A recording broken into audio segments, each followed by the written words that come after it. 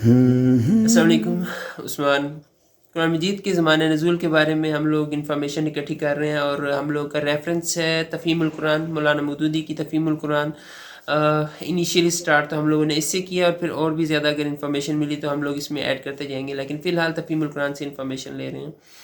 अभी तक हम लोगों ने सूरह अन-नूर तक पढ़ लिया है। सूरह अन-नूर अब यहाँ पर हम लोग शुरू करेंगे सूरह अल-फुरकान से। सूरह अल-फुरकान सूरह नंबर 25 है, 25 नंबर सूरत है। इसके बारे में मौलाना मौदूदी लिखते हैं कि इसका ज़माना नज़ूल भी तकरीबन वही है जो सूरह मोमिनून वगैरह का है, यानी ज़माना क़याम मक्का का दौर मुतवस्सित।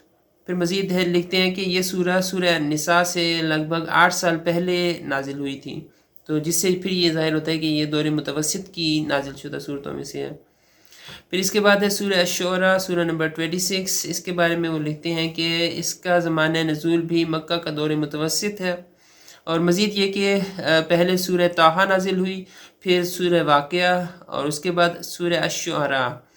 और सूरह ताहा के मुतल्लिक़ ये मालूम है कि ये हज़रत उमर रज़ी अल्लाह तआला अन्हु के कबूल इस्लाम से पहले नाजिल हो चुकी थी। ये सूरह अश-शुअरा के बारे में ज़माना नज़ूल के बारे में था।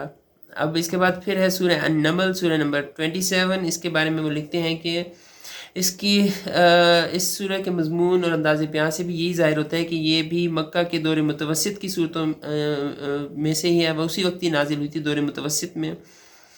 और फिर मज़ीद ये कि पहले सूरह शुअरा नाजिल हुई, फिर सूरह नमल और फिर सूरह अल-क़सस। और फिर इसके बाद है सूरह अल-क़सस सूरह नंबर 28। और जैसे अभी बता दिया तो ये भी सूरह शुअरा, सूरह नमल और सूरह अल-क़सस ये एक के बाद दीगरें नाजिल हुई हैं इकट्ठी, और इन सूरतों का ज़माना नज़ूल तकरीबन करीब करीब का ही महसूस होता है। मौलाना मौदूदी लिखते हैं कि फिर है सूरह अल-अनकबूत सूरह नंबर 29। इसके बारे में वो लिखते हैं कि ये हिजरत हबशा से कुछ पहले नाजिल हुई थी। इसके मज़मून से ऐसा महसूस होता है।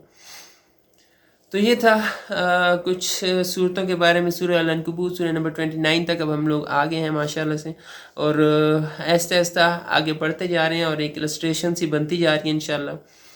और आप लोगों ने दुआ करनी है कि अल्लाह ताला कामयाबी से इस प्रोसेस को एंड तक ले जाए। सारी सूरतों की ज़माने नज़ूल हम लोग लिख लें, याद कर लें, इकट्ठे कर लें और एक दूसरे के साथ शेयर करें। मैं भी ये जो PDF ये जो इलस्ट्रेशन सी बनती जा रही है इसकी एक PDF फॉर्म निकालूंगा ताकि ज़्यादा से ज़्यादा लोगों तक पहुंच सकें ये बातें, और इजीली वो समझ सकें कि कौन सी सूरत कौन सी आयत किस टाइम पे नाजिल हुई होगी। और बस आप लोगों ने दुआ में रखना है, मुझे याद रखना है, मुझे और मेरी फैमिली को। और जज़ाकुमुल्लाह खैर।